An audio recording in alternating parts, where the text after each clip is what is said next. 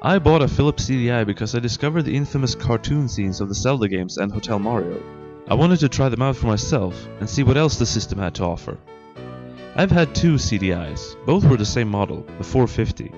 There were many versions of the CDI, from portable ones with its own screen to the ones that are as big as the Xbox One.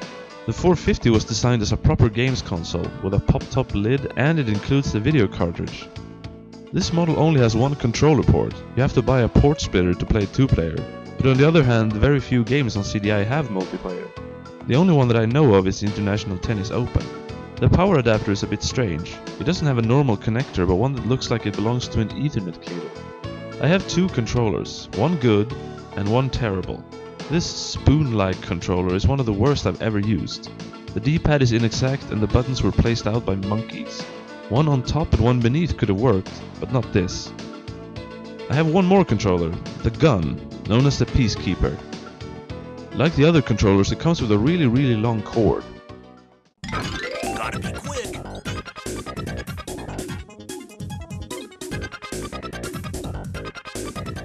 With this I have Mad Dog McCree. I haven't taken off the plastic because I already have another copy of Mad Dog McCree. Might as well save it for posterity. Speaking of light gun games, I have some more. Crime Patrol, Who Shot Johnny Rock, and Thunder in Paradise with Hulk Hogan. These are fun, but that's a story for another video. I have Burn Cycle with its nice case and soundtrack CD. Mutant Rampage Body Slam, for me the second best CDI game. It's the only game that I have that has the cardboard sleeve. The Apprentice and Uncover featuring Tatiana I also had in my top 10 best CDI games video. Zenith I discussed in my Bound High review. A game about bouncing a marble along a path. Lucky Luke is a game that I would have had on the list if not for some big flaws. The graphics are good, all 3 buttons are usable and you can duck and shoot upwards. But the problem is that you're such a big sprite, it's almost impossible not to constantly take damage, making the game needlessly hard and frustrating. Plus, every other stage is on a horse, again reminding me of Back to the Future 3 on Sega Mega Drive. Steel Machine is a 2D shooter that some people like, but I don't think it's very good.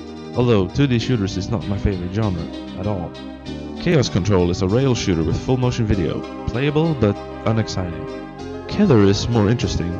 It has some space flying section that you can actually control, puzzles and labyrinths. Accelerator is a top-down racing game that's decent, but the weirdest thing is that the background music sample lines from National Lampoon's Loaded Weapon 1. It's gonna take a lot more than a couple of car bombs to get us off this case. Not a hell of a lot more. I did not expect that. Atlantis The Last Resort is the only full FPS on the CDI. And Wacky World of Miniature Golf, which is one of the worst games I've ever played. I have 2 games that have that other kind of game case that opens sideways. The games are Voyeur, which I've reviewed already, and International Tennis Open, the 1-player version. With some games I only have the discs, like Jigsaw, Battleship and Tetris.